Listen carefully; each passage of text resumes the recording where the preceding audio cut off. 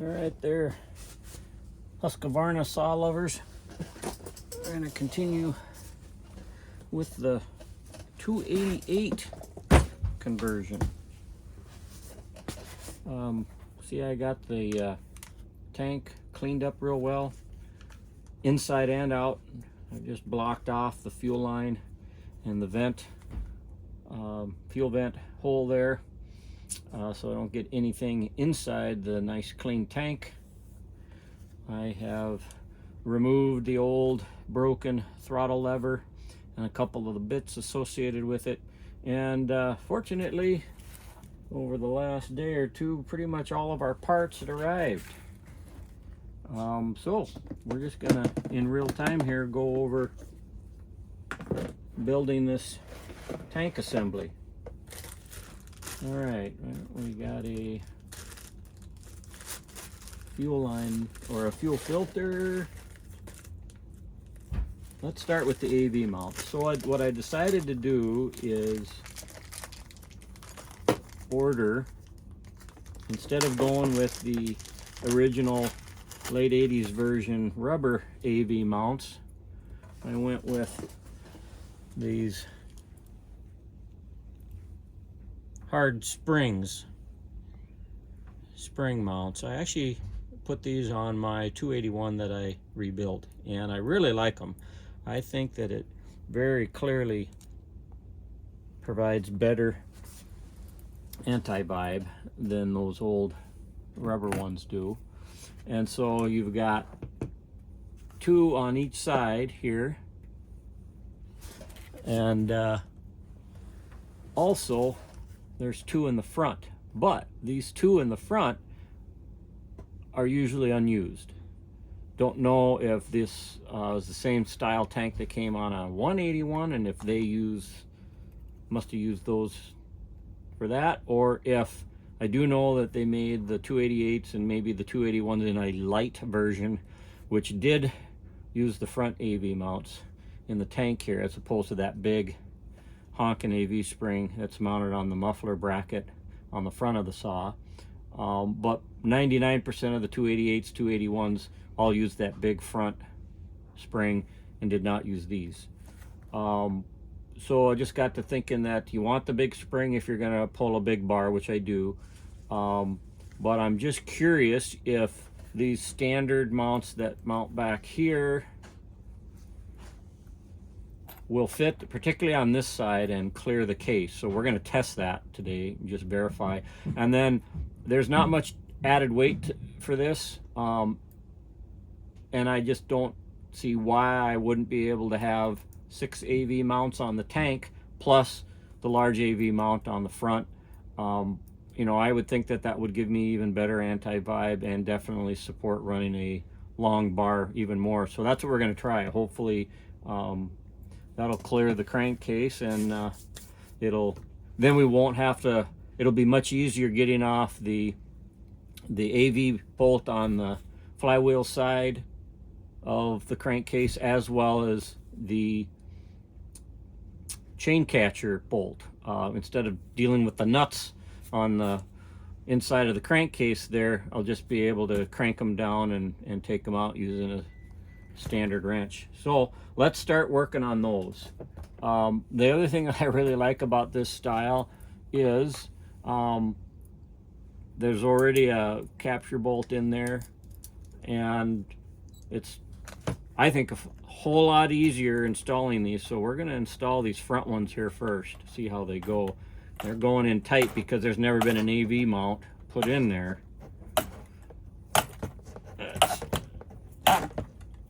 Yeah, okay, now I got her tightened down, and you can see there's not a whole lot of, it's not exposed too much here, so I'm thinking this might actually fit right up against that case nicely. Put in the second front one here.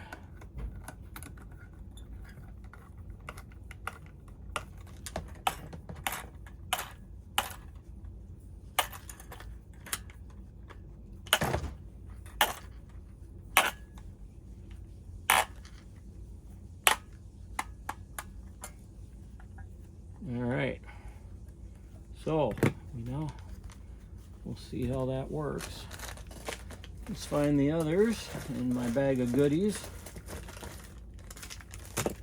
So I should have 6 of them. There's 3 more. There we go. We got 6. Well, it took a while to find. I've still got parts coming. There's old 288s, 281s. There's a lot of people rebuilding them and looking for spare parts, or they just don't make the volume of parts like they used to for them. Instead of getting directly from Husqvarna, oftentimes I have to get them from some of my parts from HL Supply, some from Parts Tree, some from replacement parts, and potentially other locations. And some of the hard to find unobtainium parts, I have to spend a lot of time looking on eBay and other places to find them. But it looks like I have sourced parts for this 288 build, so I'm just waiting on a few more, but we can at least start working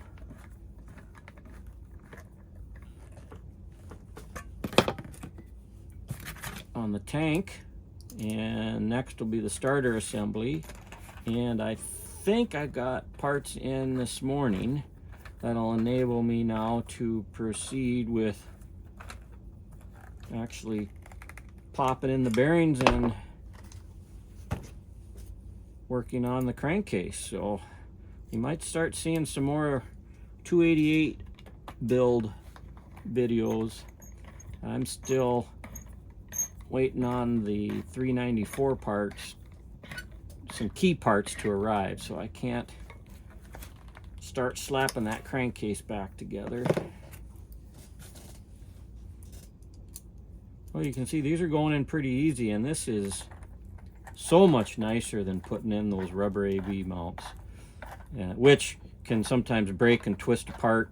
You're not gonna, these could also potentially crack, but I think they're a lot easier to install and remove. So, all right, we've got 6, 8. Let's just check. I've got the cleaned up crankcase here, bare, so I should be able to just slide this in here and see what we're going to be in for. Okay, I know that, yeah, well, looky there. It fits perfect. It's going to fit clear right there and there just fine. So we're going to, that's excellent news. We can go with, if we're not running a long bar, we could take off that front AV spring and just go with these 6, or we can run these 6 plus the front AV mount, and we've got a really good anti-vibe system, especially compared to the old late 80s rubber mounts. Excellent. Okay, what's next here? Let's see. Well, maybe we will. Okay, what screw is that for? All right, these are AV screws meant for attaching to the crankcase, so we don't need to use those just yet.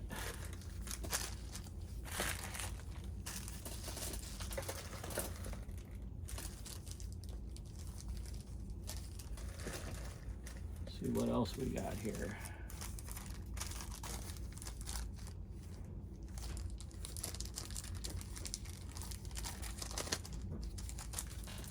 Okay, another one.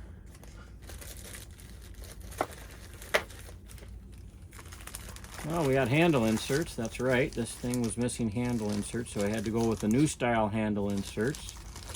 And I've confirmed with my 395 that it's the same inserts, or the inserts from that will fit the 288 and 281 handle assembly. So we will have inserts for it.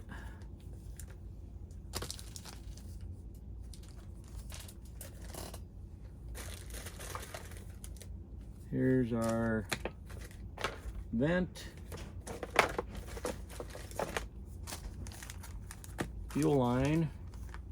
All right, it's a pin for the operator presence handle. Here's the spring for the operator presence. Okay. So there's supposed to be a screw that'll go in there. The old 288s didn't have those, or the old 281s, but I noticed that somewhere in the early mid-90s, the IPLs showed a screw coming in here, and I discovered what that is for. Is to back up or serve as a stop on the throttle arm pin so that it doesn't, under vibration, back out on you.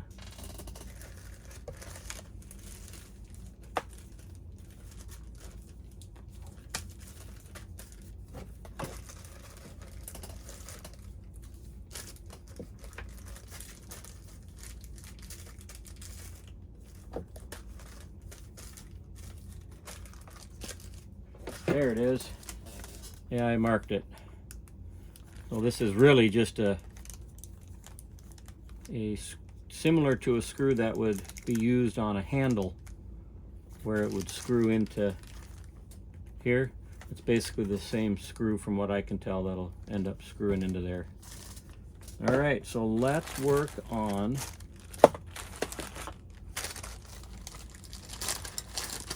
the trigger and the operator presence.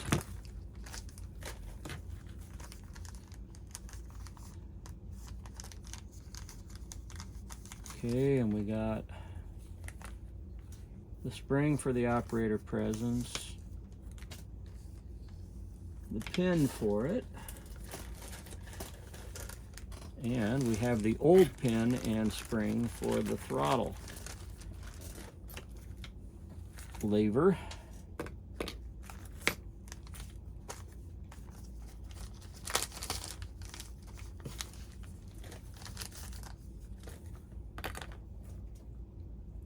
Okay, so let's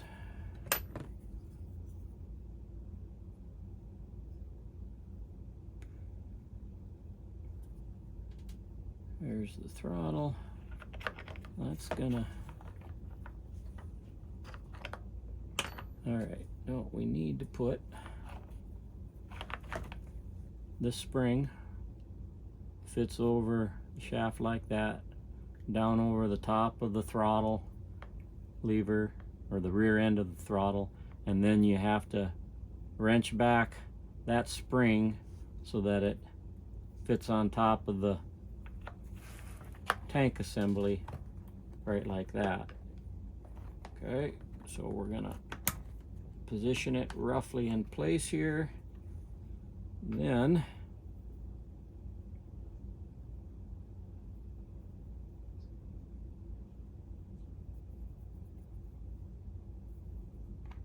time to grab the pin. Here we go.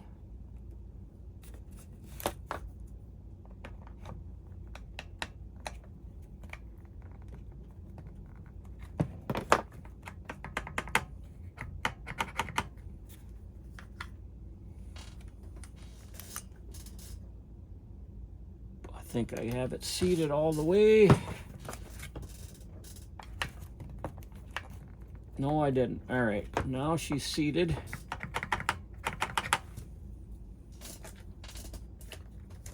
And put this set screw right in there. And that is your typical 4mm Allen, which is probably the most common Allen size for most of the bolts on this saw. And if it's the right size, I should be able to bottom it all the way out. Yep, and I was. So there is the stop. That is not coming loose. Beautiful. Okay, now I have never had to take apart or assemble a full trigger and operator presence lever before.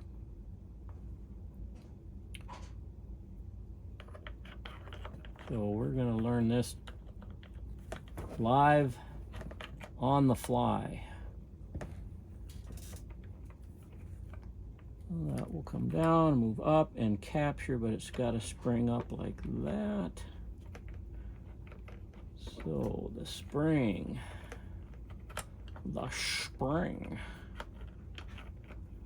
needs to be situated correctly here.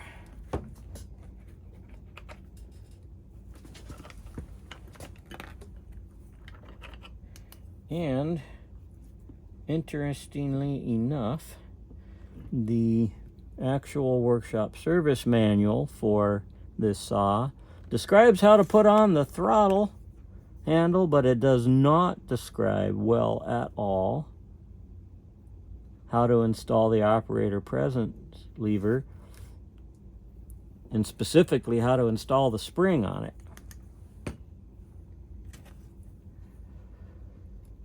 That clearly has to go in there somehow.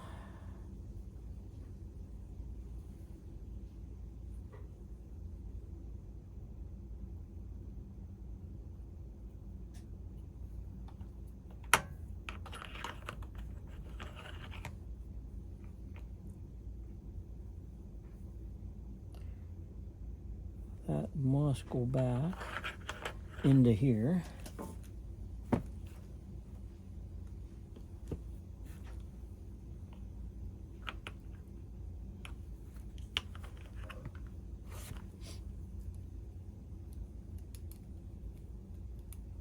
It has to be under considerable tension to keep it popping upward. Okay. And there is a slot in there. So I believe maybe I got the wrong end in. I may have to do this here without bending this or wrecking the spring at all.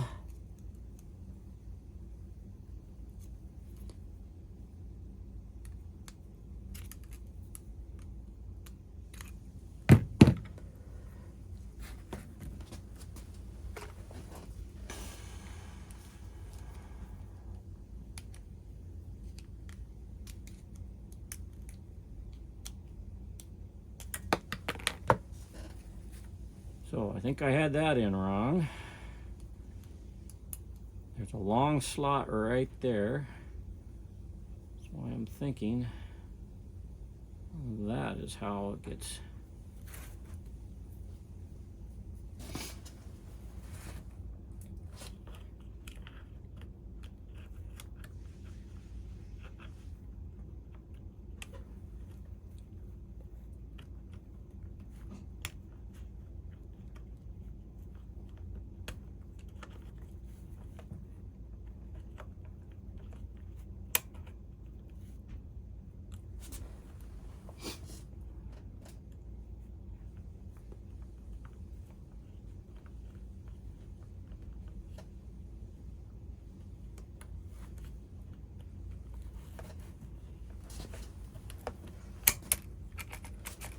Now that is not under sufficient tension, so I do not see how that is going to.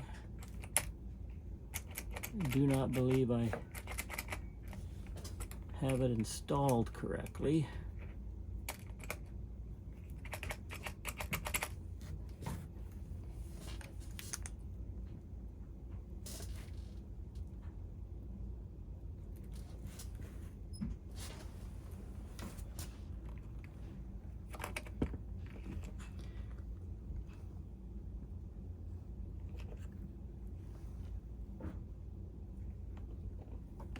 May have to take you offline here and figure this out.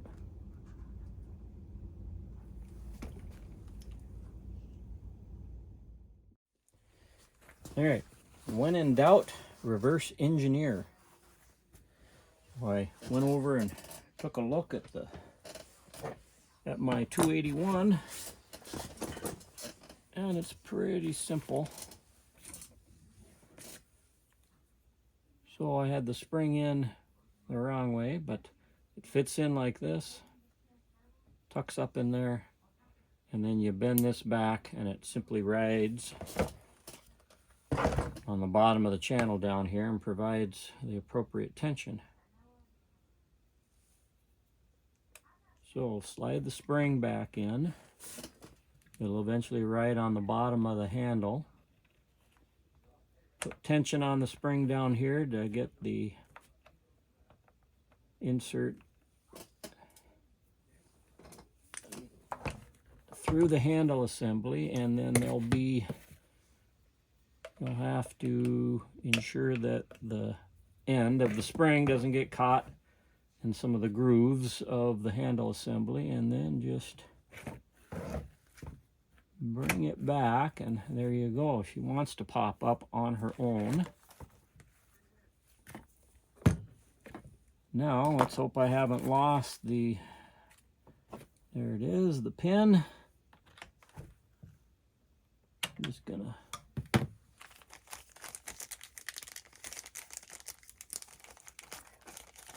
all right, all this is a simple spring clip, not a clip, but a spring pin. You could probably find this just at a local hardware store as easily as anything.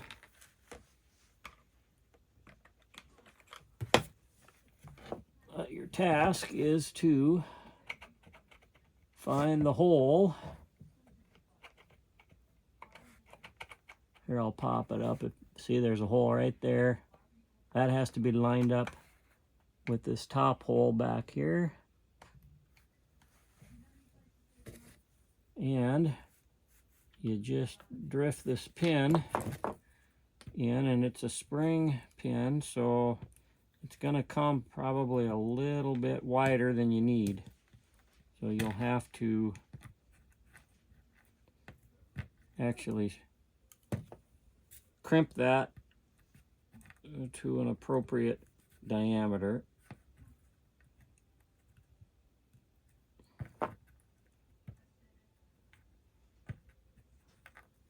So that you can get it started. Got a little more work to do here on that.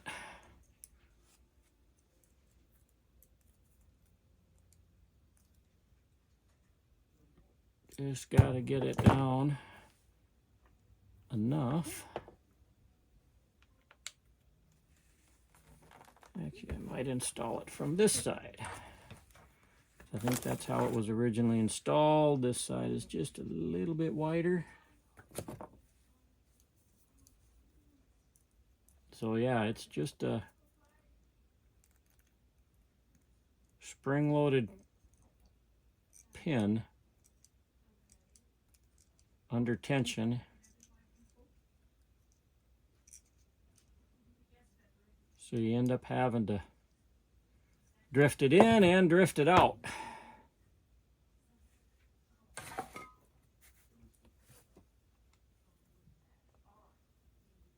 So you do have to have an appropriate size drift. It'll be a fairly small drift. And the way this spring pin comes, it's probably going to have to be crimped pretty close to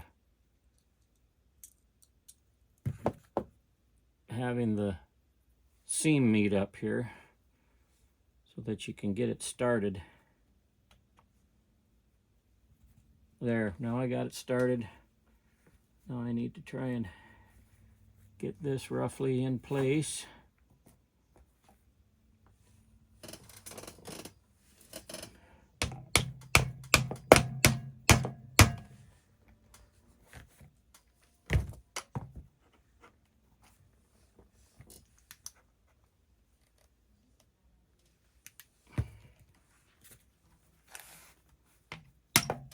And if you're successful in getting it lined up, there, she drifted in place.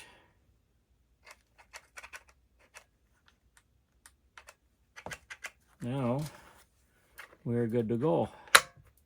Let's see.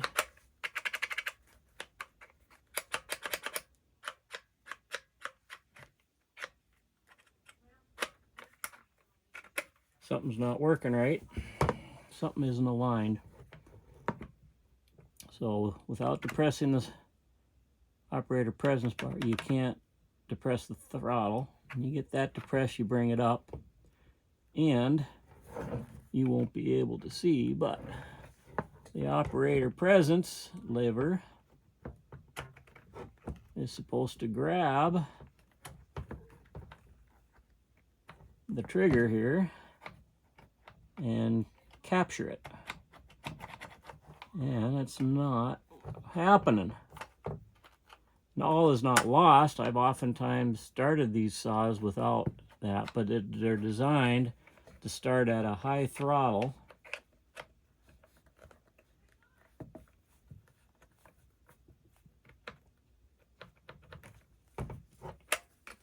So we clearly have an issue here. Gonna have to see why this isn't catching. All right.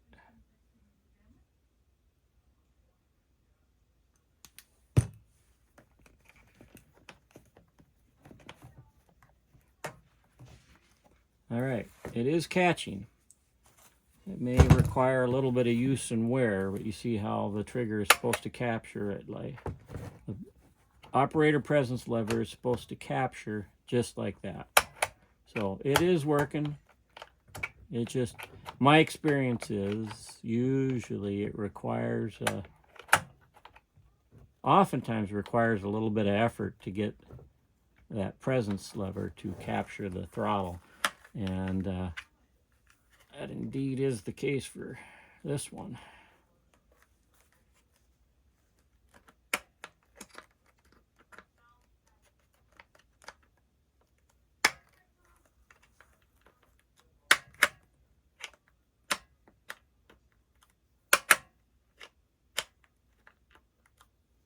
All right, it's reliably catching it now. I'm satisfied. All right. We got those on, so now let's see how well these handle inserts from the slightly newer generation Series 3 saws. I have already tested this, so with an older insert from the used 395 that I got. These are flexible. This, it'll insert up here. This will catch through the hole. And if you ever have to remove them, you either put a lot of pressure or get underneath the corner here and press to bend the insert like that. Just like I'm bending it right now to get it in place. Or actually, it's probably easier to do it this way because this is a much bigger hook here and it's much sturdier. So I'll bend it on this end. There, handle insert in place on one side. Let's do that on this other side.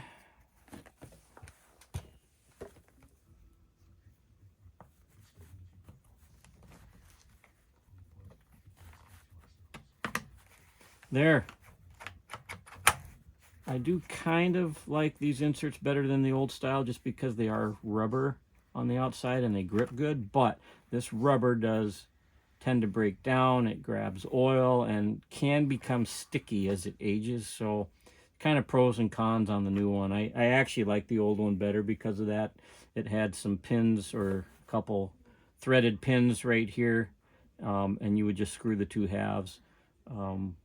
But they're both pretty easy to get on. So what is next? Let's see if we can't get the fuel vent in place. So the newer fuel vents are actually kind of a two-piece. They look similar to this, but then they have a little filter plug on the end. The old style here, though, has the filter on the inside. You cannot replace that. So when the vent goes bad, you have to replace this whole vent assembly. You see it's threaded. I'm going to take this gaffer's tape off that I was using to keep junk from getting in there. So I'm literally just going to press this in till I feel it come up against the threads, and hopefully didn't appear as though any of the threads were stripped. So I'm thinking we ought to be able to just thread this with some inward pressure until it gets fully seated, and when it's fully seated it should tell me. So far so good. Yeah, that is plastic, so you got to be careful that you're not going to strip out the top of that vent. And so it's in there pretty snug and tight now. You don't want to overdo it and crack things, so we'll test it once we get fluid in there, but it should be good. All right, vent installed. Time for the fuel line.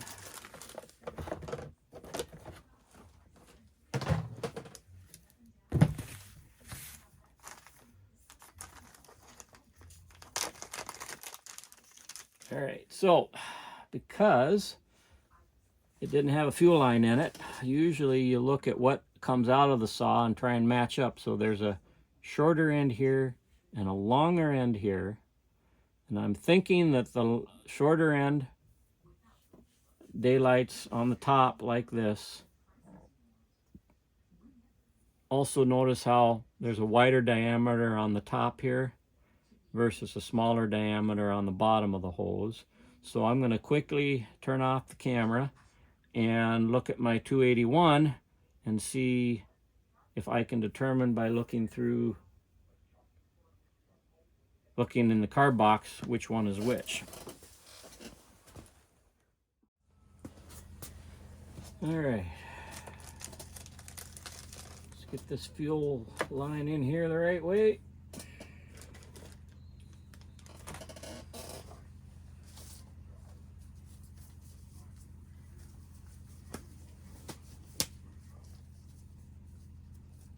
So I did confirm that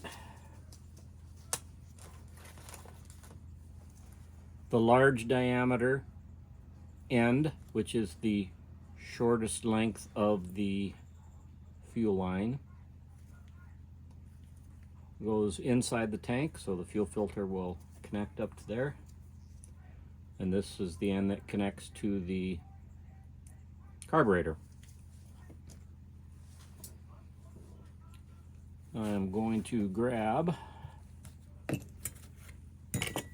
little bit of 2-stroke oil.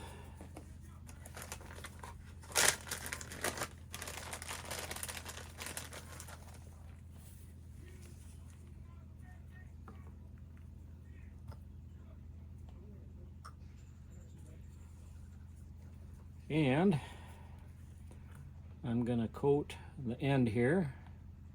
I'm going to force that through the opening in the tank. Make sure I have a little bit of oil there on the what I'll call, like, I guess, the grommet portion of the fuel line.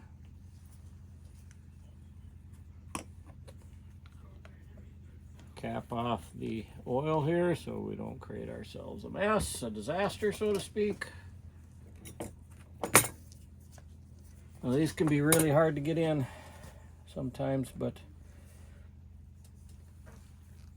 and I'm by no means an expert. I think I can't get this in like 30 seconds like a experienced saw builder can, but so we've lubed this up, get a little bit of extra slipperiness. And so what I'm going to do is come in at an angle like this to try and get it started, and then using some pliers here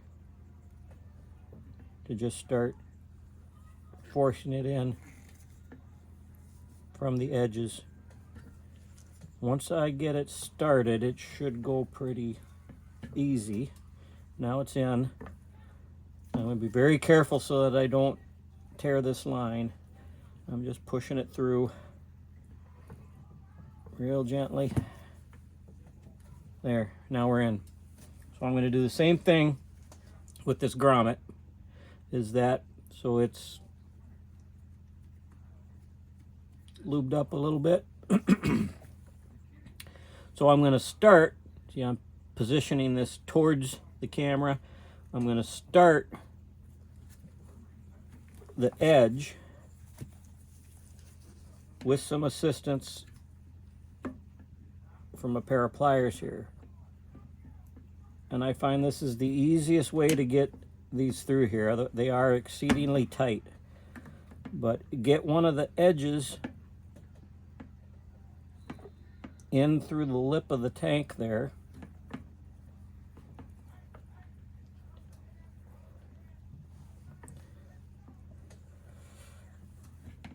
And once you have that started, it should come a little bit easier. Hopefully I won't have to fight this too long. If you go straight up and down, you're just going to really fight it. No, let's see here. I'll try it on this side. And as I press in here at an angle, trying to get this started, you just got to be careful that if you're pressing with a tool like this, that you're not going to puncture that fuel line.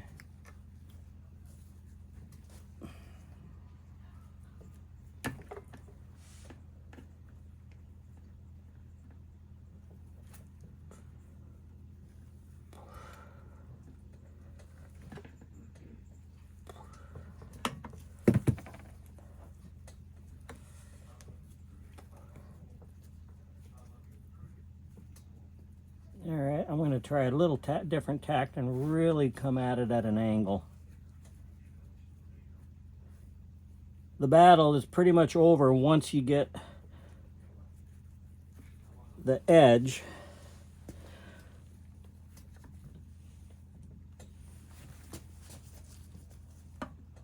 through the opening of that orifice.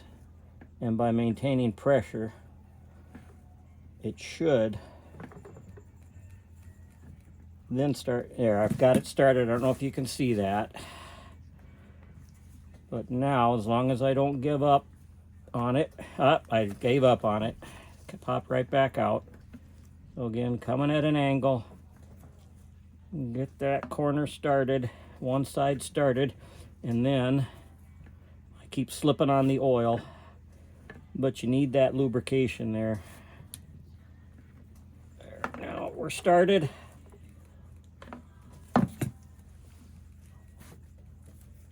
There, it wants to go.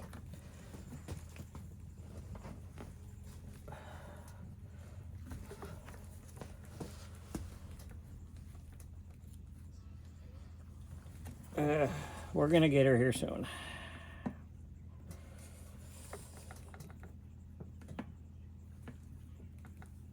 Okay, at an angle, pushing over that edge with the tool.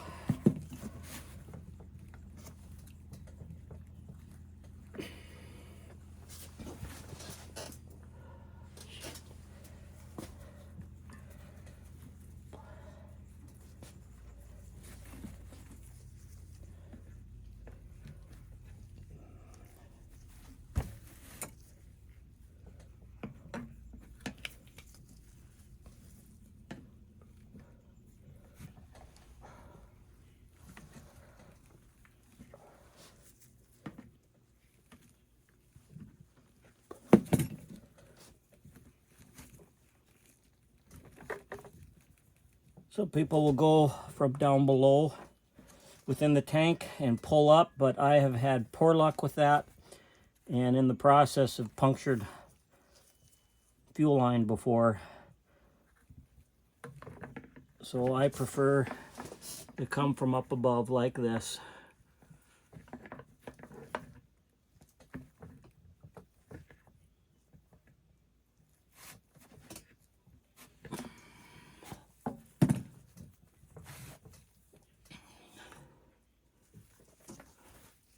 Fortunately, I don't think you can see it very well from that angle. Try and reposition it here. better look at it.